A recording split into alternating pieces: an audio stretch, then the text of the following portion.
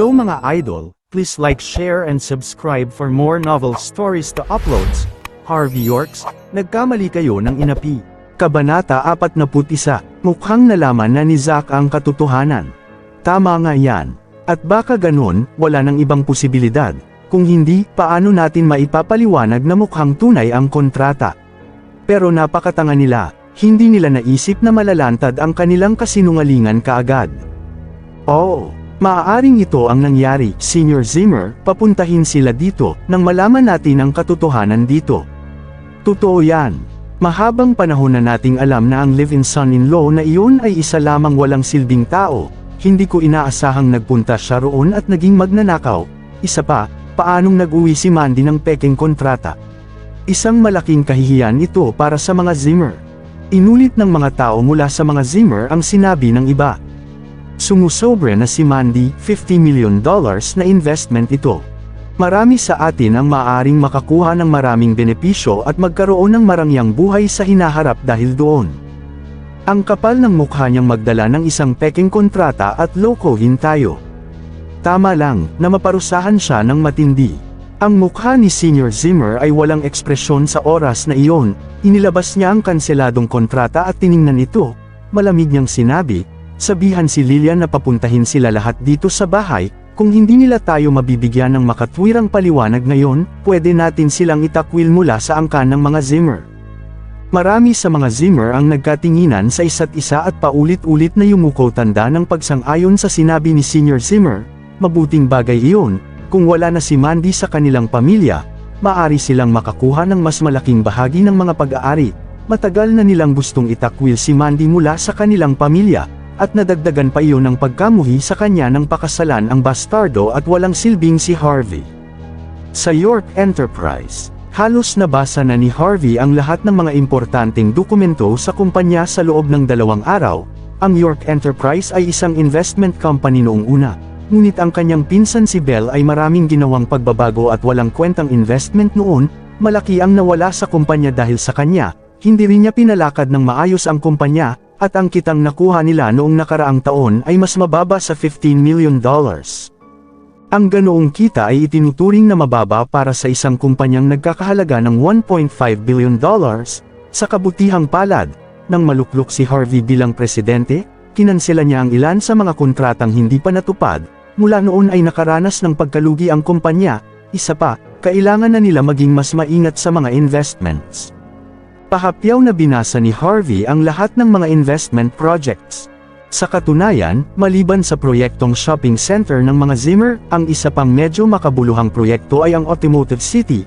Binasa ni Harvey ang impormasyon, naalala niyang nasira ang kanyang electric bike, at mahirap kung lagi niyang uutusan si Yvonne na sunduin siya. Dapat ay may kotse na siya ngayon, pwede siyang pumunta at bumili ng kotse sa araw na iyon at pumunta sa Automotive City para siyasatin kung may investment value iyon. Matapos niyang utusan si Yvonne na tawagan ang manager ng Automotive City para ipaalam ang kanyang pagpunta dahil kakilala ito ni Yvonne. Automotive City ay isa itong bagong uri ng commercial showroom. Hindi ito ginagamit para magbenta ng isang brand ng kotse lamang. Lahat luxury brands ng kotse ay doon binubuo, exclusive ang pagbebenta ng mga kotse, at mas madali para sa mga consumer na mamili at bilhin ang kotseng gusto nila. Siyempre, ang mga taong may kakayahang pumunta doon ay mayayaman at prestihiyoso. Nang marating ni Harvey ang Automotive City, hindi siya makaimik, maraming mga mamahaling kotse ang nakaparada sa entrance ng Automotive City, tulad ng BMW, Audi, at Mercedes-Benz. Malinaw na ang may kakayahang pumunta doon at bumili ng mga kotse ay mayayamang tao lamang, ipinarado niya doon ang kanyang electric bike, at ito ay isang hindi kanais-nais na tanawin. Ngunit ayos lang ito sa kanya, maayos niyang ipinarada ang electric bike at pumasok, medyo maraming mamahaling kotse ang nakadisplay doon, kumpleto ang mga luxury brand ng mga mag-agarang kotse, pero, tanghali na yun, kaya't walang masyadong customer. Ang ilan sa mga salesman ay nagtipon-tipon para mag-usap, nang makita nila si Harvey na papasok, hindi nila ito pinansin. Si Harvey ay hindi maayos ang pananamit, at pumunta pa roon gamit lamang ang isang luma at bulok na electric bike, maaring isa siyang trabahador sa malapit na pabrika, Baka pumunta siya sa Automotive City ay para magpalamig sa air conditioning system doon at kumuha ng ilang litrato doon para may post yun sa social media, moments ika nga upang magpakitang gilas. Ilang beses na kasi silang nakakita ng mga ganoong tao kaya't ayaw na nilang paglingkuran sila, walang lumapit sa kanya, ngunit hindi siya nagmamadali, sa bagay, nagpunta siya roon para siyasatin ang lugar, kaya tumingin siya sa paligid, binuksan pa niya ang pinto ng mga kotse na gusto niya at pumasok sa loob upang sandaling umupo doon, sa sandaling iyon, isang salesperson na mukhang supervisor ang hindi na nakatiis sa nakikita niya. Ang mga trabahador na ito ay gusto lang pumunta para kumuha ng litrato, ayos lang pero bakit kailangan pa nilang pumasok sa mga kotse ng ganyan? Mababayaran ba nila iyan kung masira nila ang mga kotse? Hello sir, kayo po ba ay napunta sa maling shop? Sir, for your information ang Kia dealership ay nasa kabilang kalsada po. Sabi ng babaeng nakasuot ng professional suit na lumapit at ngumiti sa kanya. Kia, sandaling napatigil si Harvey, nang aasar ka ba? Sabay tawa, joke lang po, ngumiti siya at sinabi niya pagkatapos, ayokong bilhin yon, nagpunta ako para tingnan ang BMW, Audi at iba pa.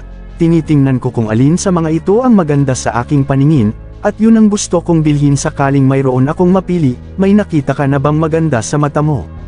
Ang magandang sales girl ay nagpakita ng profesional pero peking ngiti. Ang galing ng lalaking ito magpanggap, malinaw na mahirap lamang siya, magulo din ang buhok niya, paano niya naisip na may karapatan siyang gumawa ng palabas dito? Marami na ba siyang napanood na video at prank sa internet? Kabanata 42. Paano ngang walang silbing taong tulad niya ay kayang bumili ng kahit anong kotse sa Automotive City? Ganito na lang, sir, tingnan mo lang ang disposisyon mo. Sa palagay ko bagay ang kotseng ito sayo. Mababa ang tingin ng magandang salesgirl kay Harvey, partikular niyang tinuro ang isang Porsche Panamera na hindi kalayuan, ngumiti at sinabi, heto po, pwede niyo pong i-test drive ang kotseng ito, kung walang babaeng tatalon papasok sa kotse mo habang nagmamaneho ka. Baka kailangan nyo nang isipin kung nakakatakot ang hitsura mo. Natuwa si Harvey, naglakad siya roon at tiningnan ang kotse, sinabi niya pagkatapos, hindi na masama, pero matagal na rin ang huling beses na nagmaneho ako ng kotse, bakit hindi mo ako iset para sa isang test drive? Kung okay ito, kukunin ko ito. Test drive para sa'yo. Tawa ng tawa ang magandang sales girl, hindi niya sukat akalaing may isang taong walang kahihiyan tulad niya. Ang kapal ng mukha niyang humingi ng test drive ng isang kotseng nagkakahalaga ng $400,000. Sir, umalis ka na po. Hindi ka welcome dito kung nakikipagbiruan ka, pwede bang pumunta ka na lang sa ibang lugar? Napatigil si Harvey, buwisit. Pinapalayas ba niya ako sa lugar na ito? Paanong gusto nila akong mag-invest sa kanila, kung ganyan sila kumilos at mag-react? May sasabihin pa sana si Harvey, sa sandaling iyon, isang lalaki at isang babae ang nakita niyang pumapasok, nang makita niya kung sino ang babae, pumangit ang ekspresyon ng mukha niya sa isang iglap. Mandy, umisi si Harvey sa isip niya, binigyan kita ng $800,000 para malutas mo ang iyong problema, tapos meron ka na namang manliligaw. May lalaki sa tabi ni Mandy, maayos na nakasuklay ang kanyang buhok, at nakasuot siya ng suit na may pares ng leather shoes, meron pa siyang suot na malaking shiny gold watch, maayos niyang dinala ang kanyang sarili, at medyo gwapo rin siya bagaman nag-aatubili si Mandy, ngumiti pa rin siya, gayunpaman, medyo hindi siya mapalagay sa sandaling iyon. Si Kevin Quinn ay pinsan ni Angel, itinuturing siyang isang matagumpay na tao. Maski si Lillian ay iniisip na siya ang pinakamanda niyang kandidato para sa isang son-in-law. Ayon sa sinabi ni Lillian, maraming tao ang nagtangkang manligaw kay Mandy. Isa pa, pinaka-nasisiyahan siya kay Kevin sa lahat ng nanliligaw sa anak niya, hindi lamang siya gwapo, siya rin ang presidente ng Automotive City, ang dami ng pera at resources na meron siya ay medyo mataas din sa bilang, hindi lamang siya magandang match para sa anak niya, maaari niya ring i-share ang kanyang mga pag-aari sa kanyang pamilya, hindi siya katulad ni Harvey, na isang inutil at walang silbi. Mr. Quinn. Sa sandaling iyon, ang supervisor, na mukhang medyo mayabang at nakatayo sa tabi ni Harvey ngayon, ay agad na lumapit kay Kevin na may nakakasilaw ng ngiti, magalang niyang binati si Kevin, ang kanyang ugali at reaksyon ay ibang-iba mula noong nakita niya si Harvey ngayon lang. Yumuko si Kevin at sinabing, si Miss Xavier mula sa York Enterprise ay tumawag ngayon lang, sinabi niya sa aking pupunta ang kanilang CEO para magsiyasat dito, nasalubong muna ba siya?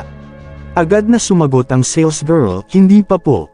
Ganun ba? Pero narinig ko ang CEO ay nagmamaneho ng isang Bentley, nakabantay ako simula ngayon lang, wala pang kotseng dumating. Yumuko si Kevin, hindi siya nagmamadali, ngumiti siya at sinabi kay Mandy. Mandy, bakit hindi ka muna maupo sa opisina ng ilang sandali? Sa sandaling iyon, si Mandy ay medyo lumilipad ang isip, yumuko siya, kahit gusto ni Lilia na ligawan siya ni Kevin, palagi niya itong tinatanggihan, lalo na pagkatapos ng hostage incident. Natagpuan ni Mandy ang kanyang sariling tinatrato si Harvey ng iba ngayon, minsan, namimiss niya pa si Harvey kapag hindi niya ito nakita. Kaya't hindi niya kailanman binanggit ang hiwalayan, kaya siya nagpunta doon ngayon ay dahil sa narinig niya kay Angel, kilala ng pinsan ni Angel ang mga nakatataas na nagtatrabaho sa York Enterprise, kaya nalaman niyang ang CEO ng York Enterprise ay bibisita doon sa araw na iyon. Si Mandy ay medyo curious tungkol sa CEO na iyon, nais niyang makita kung anong klaseng tao siya, hindi pa siya nakikita nito, ngunit binigay na sa kanya ng direkta ang mahalagang kontrata ng ganun-ganun lang kabilis. Siyempre, hindi pa alam ni Mandy na nakansela na ang kontrata ngayon. Kung alam niya iyon, mas magiging curious siya, ngunit hindi rin alam ni Mandy na hindi rin alam ni Kevin ang CEO ng York Enterprise. Sa araw na iyon direkta silang tinawagan ni Harvey dahil bigla niyang binalak na tumingin doon. Nang matanggap ni Kevin ang tawag, agad siyang pumunta roon, hinahanda ang kanyang sarili na salubungin ng CEO. Kaya sinabi iyon ni Kevin kay Angel ay dahil gusto niyang magpakitang gilas sa harap ng kanyang pinsan.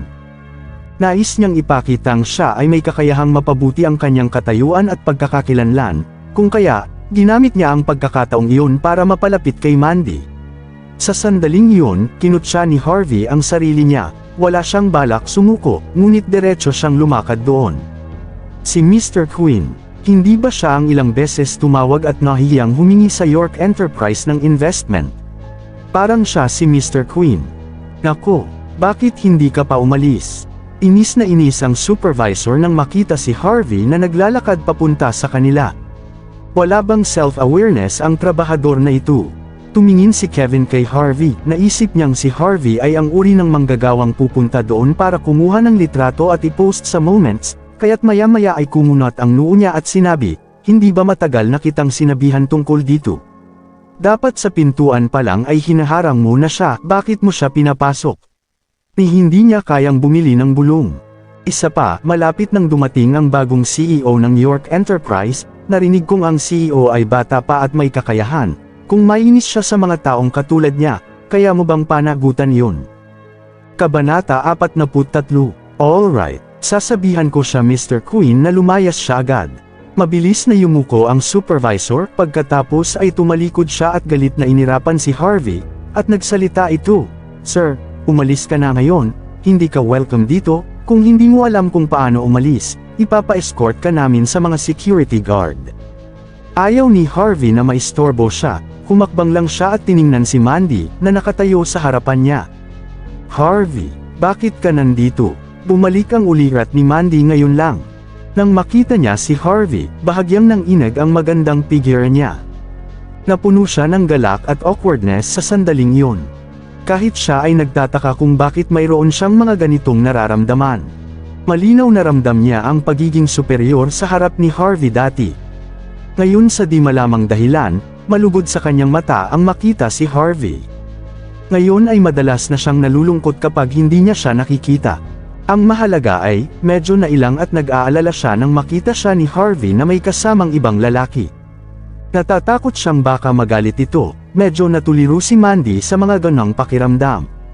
Walang sinabi si Harvey, ngunit saglit niyang tiningnan si Kevin sa tabi nila. 2 beses humakbang si Mandy, nagdalawang isip siya saglit bago niya hinawakan ang kamay ni Harvey at hinala siya. Mahina niyang sinabi, Harvey, mali ka ng pagkakaintindi. Pinsan siya ni Angel, kahit palagi niyang sinusubukang magpapansin sa akin, pero hindi ko siya pinapansin kahit kailanman, pero pinilit ako ni Mommy na pumunta dito, yun lang. Nang marinig iyon, nalaman ni Harvey sa wakas ang katotohanan. Bago matapos magsalita si Mandy, tumayo siya at sinabi, naiintindihan ko na. Nasabi lamang niyang ang kanyang mother-in-law ay isang taong walang pasensya, hindi sila naghihiwalay, ngunit walang pasensya ang kanyang mother-in-law na nagsimulang maghanap ng iba pang son-in-law. Wala na si Don pero meron na namang panibagong lalaking pangalan ay Kevin, ngumisi si Harvey. Mandy, sino ito? Medyo napatigil si Kevin sa sandaling iyon, anong klaseng tao si Mandy? Isa siyang sikat na diyosa sa Neamhi. Siya ay palaging mahusay, malamig, at suplada. Maraming tao ang nais makuha ang kanyang contact number, pero bigo silang gawin ito. Paano na lang niya nakilala ang ganitong mga magsasaka at trabahador? At saka, mukhang malapit pa sila sa isa't isa. Sa sandaling iyon, medyo naiinis na si Kevin, sino ito? Ang kapal ng mukha ng isang taong tulad niya at lumapit sa diyosa, hindi niya ba nakikita ang sarili niya? Bahagyang binuka ni Mandy ang kanyang bibig, ngunit bago pa siya makapagsalita, hinila siya ni Harvey sa likuran niya. Pagkatapos ay tumingin siya kay Kevin at mahinahon niyang sinabi, asawa ko siya, isa pa. Walang sinumang tao sa tabi ng kalsada ang pwedeng tumawag sa kanyang Mandy, umayos ka. Saglit na napatigil si Kevin, pagkaraan ng ilang sandali, mukhang naiintindihan na niya ang sitwasyon. Tiningnan niya si Harvey at biglang tumawa, sinusubukan kong alamin kung sino ka. Ikaw pala ang live-in son-in-law, bakit? Naging medyo mayabang at arrogante ka at umasa sa iyong mother-in-law at asawa. Ang yabang mo naman. Kung ang iba ay walang alam dito, baka isipin nilang ikaw ang CEO. Alam na alam ko ang iyong sitwasyon, malinaw na sinabi sa akin ni Mrs. Lillian Zimmer ang tungkol dito. Ikaw ang kanilang live-in son-in-law sa loob ng 3 taon, ngunit wala kang ibang alam maliban sa gawaing bahay, ikaw ang maalamat na good for nothing, tama ba? Masayang ngumiti si Kevin, pagkatapos ay tumingin siya kay Harvey na parang may gustong sabihin, medyo curious talaga ako. Wala ka bang kaunting dignidad? Paanong nanatili ka pa rin sa mga Zimmer? Kung ako ikaw, lumayas na ako at nagpakamatay, paano naging walang hiya ang isang lalaking tulad mo? Sigurado, hindi mo nanahimak ang mga ninuno mo sa kanilang hukay habang nakikita kang ganito. Isa pa, sinabihan ka ni Mrs. Zimmer na iwanan mo na si Mandy, kailan mo ba balak makipaghiwalayan? Gusto mo bang tulungan kita doon? Si Kevin ay napuno ng paghamak at pagmaliit. Isa lang siyang live-in son-in-law, isa kang inutil. Paano siya nakakagawa ng ganitong palabas sa harap ko? Kinagat ni Mandy ang kanyang labi marahang sinabi, Kevin tama na, ngumiti si Kevin at pinigilang magsalita si Mandy. Pagkatapos ay tumingin siya kay Harvey at sinabing, Mr. York, hindi ako magagalit sa iyo ngayon alang-alang kay Mandy, kung hindi, may inutusan na sana ako para bugbugin ka at basagin ang iyong mga binti dahil sa galit ko. Pagkatapos nito, mabilis niyang tiningnan ang supervisor sa tabi niya at malamig na sinabi, ano ang ipinunta niya rito? May sinabi ba siya tungkol doon? Mahinang sumagot ang supervisor, pumunta siya para bumili ng kotse, nakatingin siya sa Porsche Panamera. Habang sinasabi niya iyon, napuno siya ng pagkasuklam, paanong may isang taong tulad nito? Namumuhay siyang umaasa sa iba, sino siya sa inaakala niya? Bakit wala siya sa bahay para gawin ang mga gawaing bahay? Bakit siya naparito at umaarteng gusto niyang bumili ng sports car? Porsche Panamera. Napatawa si Kevin, hindi naman kamahalan ang kotseng iyon. Nasa $300,000 lang naman yon. Kaya mo ba yon? Ang gusto mo pa ay Porsche, nakakatawa. Balita ko $15 ang laman ng bulsa mo araw-araw. Sigurado ako, makakaipon ka ng hanggang $300,000 sa loob ng isang buong taon, di ba? Napahalakhak si Kevin habang nag-uusap sila, isang kaakit-akit at cute na babae ang pumasok. Sa kanyang gulat, siya ang matalik na kaibigan ni Mandy si Angel, nais niyang pagsamahin sina Kevin at Mandy, kaya normal para sa kanya ang pumunta doon.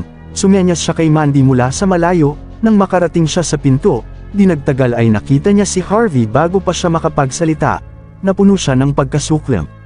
Pagkatapos nito, sinabi niya, Mandy, bakit andito ang walang kwentang iyan? Kabanata 44. Mukhang awkward si Mandy, dahil hindi niya alam kung paano ito sagutin. Ngunit naguguluhang tumingin si Angel kay Kevin. Umiti si Kevin at sinabing, Angel, hindi mo ba alam, ang live-in son-in-law na ito ay dumating dito ngayon para bumili ng kotse. Nais niyang kunin ang Porsche Panamera. Bakit hindi mo siya tulungang pumili ng kulay? Bumuntong hininga si Angel at sinabi, kalimutan mo na yan. Walang mga berdeng kotse sa Porsche brand kaya mahirap pumili. Para sa kanya. Matapos niyang sabihin iyon, lumapit siya at masamang tiningnan si Harvey. Sinabi niya pagkatapos, inutil. Hindi mo ba nakikita na nililigawan si Mandy ng pinsan ko? Kung meron kang kaunting hiya sa sarili mo, lumayas ka na agad. Hindi mo ba alam na ayaw ka naming makita dito? Anong nakain mo at naisipan mong pumunta sa ganitong lugar para ano? Bumili ng sasakyan, ano sa tingin mo kasing halaga lang ng mga laruan ang mga kotse dito? Kung ako sa iyo magtiyaga ka na lang sa bulok mong electric bike, yun talaga ang bagay sa iyo. Walang kwentang bastardo. Dagdag pang sabi ni Angel. Tumawa din si Kevin nang marinig lahat ng sinabi ng pinsan niya. Sa parehong oras, tinitigan niya si Harvey. Nakakaawa ang buhay niya. Narinig kong tinulungan niya pa ang pinsan kong linisan ang sapatos nito. Isa itong malaking kahihiyan para sa mga kalalakihan. Medyo hindi maganda ang ekspresyon ng mukha ni Harvey. Alam niyang kritikal magsalita si Angel. Ngunit hindi niya naisip na siya ay ubod ng sama. Magagalit na sana si Harvey. Ngunit hinila ni Mandy si Angel at mahinang sinabi niya sa kanya. Angel, pwede ba huwag kang matchmaker at gumawa ng gulo dito? Walang namamagitan sa amin ng pinsan mo. Hindi mo ba alam kung bakit andito ako ngayon? Isa pa, hindi pa ako handang hiwalayan siya ngayon. Nang sinabi niya ang huling pangungusap na iyon, pakiramdam niya siya ay may sala, at ang kanyang boses ay napakahina. Mukhang nagulat si Angel. Pagkatapos ay iniunat niya ang kanyang kamay at hinawakan ang noo ni Mandy. Naguguluhang sinabi niya, wala ka namang lagnat. Bakit mo naman nasabi ang kalokohang iyon? Habang iniisip iyon, umiwas ng tingin si Angel. Hindi nagtagal ay tinitigan niya si Harvey, at mapanlate na sinabi, Harvey, sa palagay mo ba may makikinig na sa iyo ngayon dahil nakahiram ka ng pera? Paano mo binantaan si Mandy na hindi hihiwalayan? Sasabihin ko sa'yo. Walang kahulugan ang maliit na halaga ng perang iyon. Isa pa, 3 buong taon ka na naging pabigat sa pamilya Zimmer. Ito ang dapat mong gawin na magbibigay sa kanila ng pera. Kung meron ka pang natitirang dignidad bilang isang lalaki, mas mabuti ay ayusin mo na ang pakikipaghiwalayan. Huwag mo siyang pigilang lumigaya. Malamig na tiningnan ni Harvey si Angel. Bata ka lang. Paano ka nagkaroon ng karapatang makialam sa relasyon namin ng asawa ko? Sino ka ba sa palagay mo? Ikaw. Hindi lubos akalain ni Angel na makita si Harvey na gumanti sa kanya, dahil karaniwan siyang kumikilos na parang duwag. Lalaki ka, ngunit inistalk mo ang iyong sariling asawa. Napakawalang hiya mo. Malamig na sinabi ni Harvey, sinong nagsabi na inistalk ko siya? Pumunta ako rito para bumili ng kotse. At yun ay kagustuhan ko, wala kayong pakialam dun kung anong kotse at magkano man ang halaga ay labas na kayo roon. Maliwanag ba Miss Angel? Masayang ngumiti si Kevin nang marinig iyon habang nakatayo sa likuran nila. Tama iyan, pumunta ka para bumili ng sasakyan.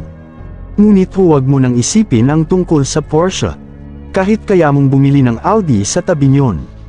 Luluhod ako ngayon sa harap mo at tatawagin ka bilang aking ama. Nang masabi iyan, napuno ng pagkasuklam si Kevin. Napakaraming mga taong tulad niyon ang nakita niyang gustong umarteng mayabang at arrogante hanggang sa dulo. Ang taong katulad ni Harvey ay hindi alam kung ano ang ibig sabihin ng Porsche. Sa kabilang banda, hindi mapigilan ng salesperson, receptionist, at ibang customer ang tumawa. Mali ba ang narinig ko? Isang live-in son-in-law na umaarteng matapang, at pumarito para bumili ng isang mamahaling kotse. Mukhang siya ang live-in son-in-law ng mga Zimmer. 3 taon na siyang nananatili doon ngayon, at ang kanyang pocket money ay bigay ng kanyang asawa. Paanong makapal ang mukha niya at pumunta dito upang bumili ng kotse? Maraming tao roon ang tumawa ng malakas. Sa Nimhi, ang mga medyo mayayaman ay alam ang insidenteng iyon. Ang mga tao sa upper class ay alam na alam ang kasalang nangyari, 3 taon na ang nakakaraan. Wala masyadong nakakakilala sa walang kwentang live-in son-in-law mula sa mga Zimmer, pero karamihan sa kanila ay naririnig ang tungkol sa kanya. Sinong nagsabing hindi ko kayang bilhin yun? Sa sandaling iyon, si Harvey ay nanatiling malamig habang sinabi iyon. Si Angel ay tawa ng tawa. Sinabi niya pagkatapos, oo, siguradong kayang-kaya mo yan. Hindi mo lang kayang bumili ng kotse, ngunit kaya mo ring bumili ng Porsche. Pagkatapos nito, lumakad si Angel patungo kay Mandy at marahang sinabi, Mandy, sabihin mo sa akin ang totoo.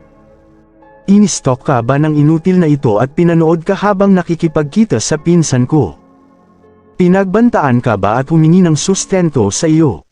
Kung iyon ang kaso, huwag mo siyang bibigyan ng kahit isang sentimo. Habang nakatayo sa tabi nila, si Harvey ay halos hindi makapagsalita sa hiya. Talagang kakaiba ang imahinasyon ni Angel. Kahit siya ay nakakaisip ng ganoong bagay. Anong klaseng bagay ang nais niyang gawin sa hinaharap? Nais ba niyang mag-artista at bumida sa mga drama sa TV? Halos hindi na kayanin ni Mandy ang nakikita niya ngayon. Mabilis niyang sinabi, Angel, pwede bang huwag ka nang magsalita ng nakakarinding kalokohan tungkol kay Harvey? Totoong nagkasalubong kami dito. At hindi siya humingi ng pera sa akin. Bakit hindi ko siya makondena? Huwag mong sabihin sa akin na gusto mong protektahan ang talunang ito. Mandy, huwag kang magpaapekto sa ginawa niya, ginusto niya iyon na pumalit sa iyo bilang hostage. Sasabihin ko sa iyo, wala kang mapapala. Hindi lamang niya sinayang ang 3 taon ng buhay mo, pinahiya niya din ang mga Zimmer sa loob ng 3 buong taon. Bakit mo nanaising makasama ang isang taong kagaya niya? Hindi mo na kailangan pang mag-alala sa kanya, dapat ay matagal mo na siyang hiniwalayan. Isa pa, Mr. York, kung ikaw ay lalaki, huwag kang dikit ng dikit kay Mandy at kulitin pa siya. Hindi kita nakikita bilang isang tunay na lalaki. Pagkatapos ay umirap ang mga mata ni Angel. Kabanata 45. Sa sandaling iyon, ayaw ni Harvey na maistorbo siya ni Angel. Tumawa siya at tumingin kay Kevin. At sinabing, sa una, nais kong makipagtulungan sa iyo. Ngunit sa kasamaang palad, nakakadisappoint ang ugali at asal mo. Sa palagay ko kalimutan mo na ang pakikipagtulungan. Tumawa si Kevin, nakakatawa ka talaga.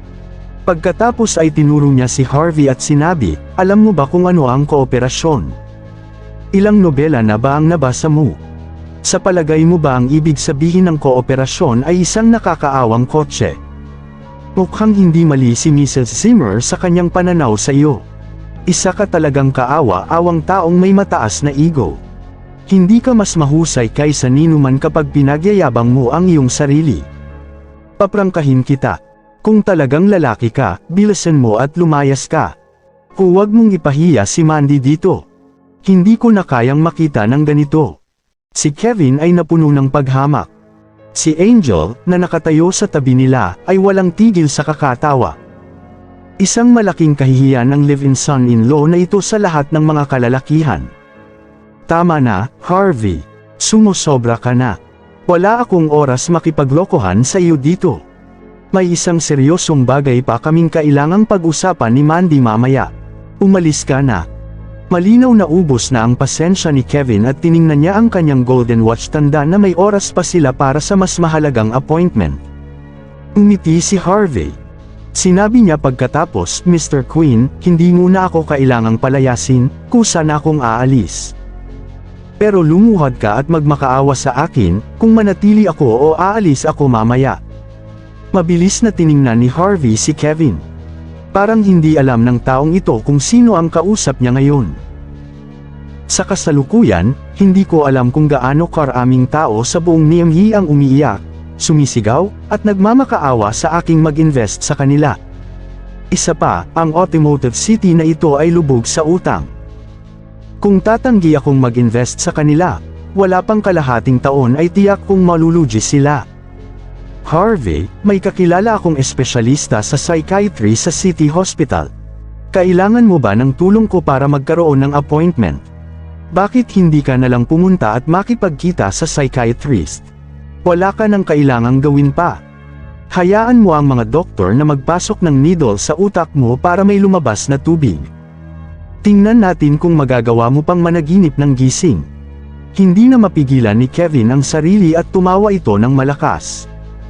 Ngunit nagdilim ang kanyang ulirat nang maalala ang sinabi ni Harvey kanina lang. Gusto mong lumuhad ako sayo at magmakaawa.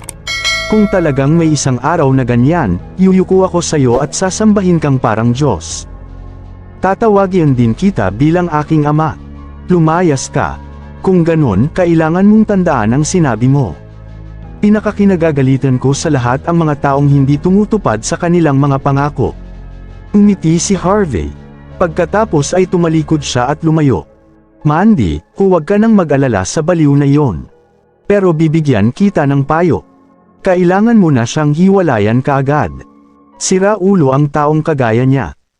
Baka saktan ka lang niya isang araw, sa tingin ko matindi na ang tama niyan sa kanyang ulo, huwag mo nang hintayin mawala siya sa kanyang katinoan. Habang nakatingin kay Harvey habang papalayong umalis, si Kevin ay nakaramdam ng kunting awa. Tama na. Huwag mo nang kausapin ang walang kwentang iyon. Tayo na at hintayin ang CEO ng York Enterprise sa opisina. Baka nandito na siya maya-maya. Kevin, pinag-uusapan niyo ba ang tungkol sa York Enterprise? Iyon ba ang York Enterprise na nag-invest sa maraming mga kumpanya sa Niamey? Narinig ko ang kanilang bagong CEO ay bata pa at talentado. Isa pa, siya ay medyo misteryoso, guwapo na at mapagpakumbaba pa. Siya talaga ang Prince Charming ko. Kevin, dapat mo akong ipakilala sa kanya. Si Angel ay punong-puno ng paghanga. Tumingin siya kay Mandy at sinabi, Mandy, maraming kakilala ang pinsan ko, at marami din siyang koneksyon sa Niamey. Dapat mo siyang mahalin. Umiling si Mandy, pero hindi niya ito sinagot. Sa sandaling iyon ang kanyang isipan ay puno ng imahe ni Harvey nang siya ay tumalikod at umalis. Bakit parang naging kakaiba siya? Pero napakagwapo niya sa tingin ko at hindi ko alam kung bakit. Tsaka tanghali na ngayon. Paano siya nakapunta dito? Sumakay ba siya sa kanyang electric bike? Sa pag-iisip nito, hindi maiwasan ni Mandy ang magtaka. Sa tabi niya, pahambog na tumingin si Angel sa pinsan niya. Gaano niya kahusay na nagawa yon? Pinuri niya ang pinsan niya sa napakagandang paraan. Pasekretong nag-thumbs up si Kevin kay Angel. Ang laking tulong na binigay sa kanya ni Angel. Sa tulong niya, hindi na niya palalampasin ang pagkakataong makuha ang pagmamahal ni Mandy sa araw na yon. Marahil ay mapalapit pa siya sa kanya. Kung sa bagay, higit siyang natatangi kung ikukumpara siya sa walang kwentang asawa ni Mandy. Sa huli, pareho paring hambog sina Kevin at Angel nang biglang ngumisi si Mandy. Pagkatapos ay mahina niyang sinabi, pasensya na. Naalala kong meron pa akong kailangang asikasuhin. Sa susunod na lang ako makikipagkita sa CEO ng York Enterprise. Nang nasabi niya iyon, hindi na hinintay ni Mandy ang kanilang mga sagot. Pagkatapos ay mabilis siyang lumabas ng lobby. Mandy. Parehong napatigil sina Kevin at Angel. Anong nangyari? Mukhang umaayon ang lahat sa plano ko ngayon lang. Sa labas ng Automotive City, ilang oras nang hindi mapaandar ni Harvey ang makina ng kanyang electric bike. Nang siya ay wala nang magawa, lumapit sa kanya si Mandy. Harv, saan ka pupunta? Gusto mo bang isakay kita? Nang makita iyon, nagdalawang isip sandali si Mandy bago siya nagsalita. Tumingin sa kanya si Harvey, mahinahong sinabi, hindi ba may seryoso kayong pag-uusapan ni Mr. Quinn? Bakit ka lumabas dito? Kahit na napilitan si Mandy na makipagkita kay Kevin dahil sa pilit silang pinagsasama ni Lillian at Angel, si Harvey ay parang hindi mapakali at medyo naiinis tungkol doon. After all, asawa niya si Mandy, talagang nahulog na siya sa kanya. Hindi. Mali ka nang iniisip. Marahang kinagat ni Mandy ang labi. Sandali siyang nag-atubili bago nagpatuloy, ayokong makipagkita kay Kevin. Siya ang nagsabi sa akin na kilala niya ang bagong CEO ng York Enterprise. At sinabi niyang maipapakilala niya sa akin ang bagong CEO. Iyon ang dahilan kung bakit ako nagpunta. Nang marinig iyon, ngumiti si Harvey. Napabuntong hininga siya pagkatapos. Uuwi ka ba? Ngayong gabi. Saglit silang walang masabi sa isa't isa. Matapos tumahimik ng sandali, mahinang nagsalita si Mandy.